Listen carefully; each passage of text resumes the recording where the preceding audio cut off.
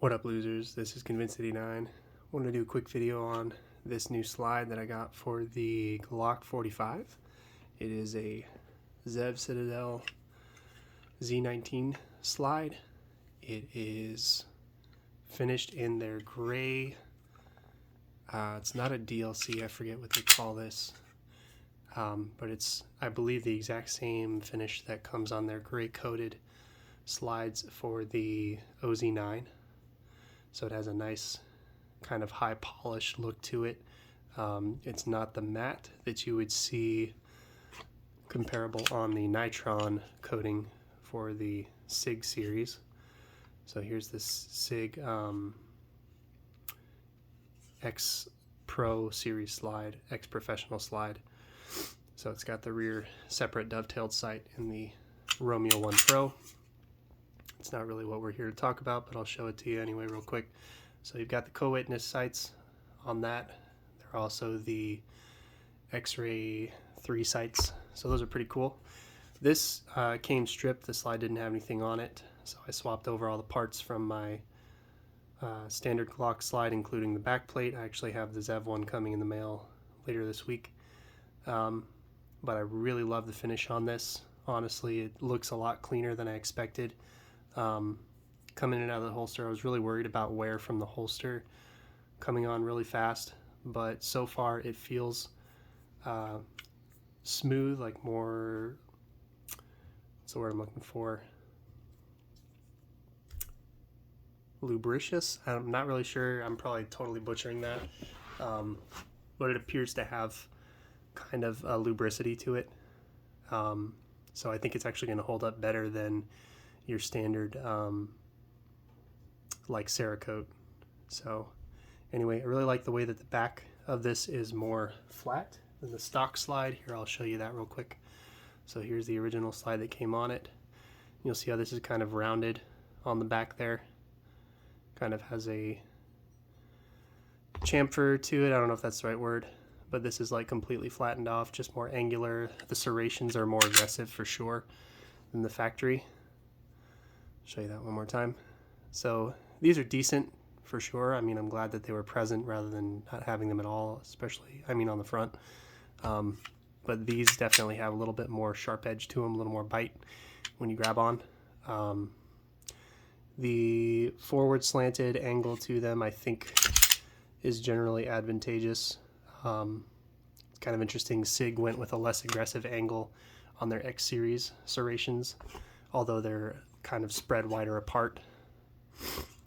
And these have the same kind of widespread cut to them, but they're angled forward more. Whereas obviously the stock Glock serrations are straight up and down. So anyway, a few features that I think are really cool about this one. They come with the standard recoil lugs that you find up front for the RMR footprint. Of course, this is an X Holosun HS507C V2, so it's got the big buttons. Kind of a fan of that. We'll see how it works out for carry. But that has the circle dot reticle, and then if you, I don't know if it's going to focus on that. Probably not. No big deal if it doesn't. All right, cool. So, but you can have just the 2 MOA dot, just the circle, or both. And then it has the auto brightness setting. The X2 adds the lock, which would have been nice for the big buttons, but we'll see how that works out. But one thing that's really cool is you have the front lugs, and then you also have lugs that are kind of built into the threads. So where the threads are for the screws, there are actually inside of posts that provide additional, basically, recoil lug mating, because they go up inside of the bottom of the optic and then you screw down into those. So the idea there is to help get rid of some of the stress on the screws during recoil. It should also help to maintain the zero better, I think. We'll see how that plays out, but it's a pretty good fit. There's a tiny bit of daylight through the front edge here, but it's otherwise a pretty close fit compared to the standard RMR footprint. So in case anyone was wondering how well Holosun fits on there, pro tip, well, we'll see if this works out as well as I'm hoping it will. The screws that I used are actually the ones that hold the plate on that comes in the tube. And I'll show you that real quick. So here is the cover plate for the RMR cutout. So I used the screws that hold this metal plate on to put that the Holosun on, because the Holosun requires a shallower screw. It does come with screws also to mount an RMR, so if you don't have those for any reason, if you just have the RMR and no mounting screws, no big deal. It even comes with a floor plate, ceiling plate, which is pretty sweet, and then you have the Allen key to take it off and put the new ones on. So very cool. They also include a little card here that gives you the initials from the technician who quality checks the slide. So they do a plate fit check, a coating, quality control, and then they clean it. So that's about all you get in the tube here.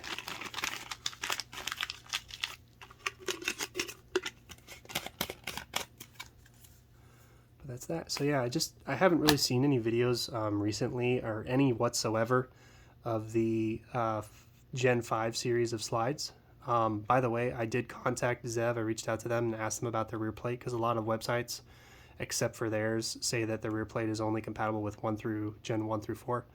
But their rep told me that sometime back they actually changed the design to make the slots the same size on this side as it is on the left. So there should be no issue fitting on Gen 5. So he said that that's been that way for a while. So he said more than likely most websites that say they're only compatible with Gen 4, 1 through 4, haven't updated their description, because the ones that they've been making for a while are compatible with Gen 5. So fun stuff there. But yeah, overall just really impressed with the gray coating on here. I was a little bit hesitant because it's not a DLC. It's not advertised as a DLC like their black finishes, but really happy with this, the way it looks and everything. So hope that's helpful to you guys. If you have any questions, feel free to reach out, comment, and all that good stuff. Thank you guys for watching. I'll catch you next time.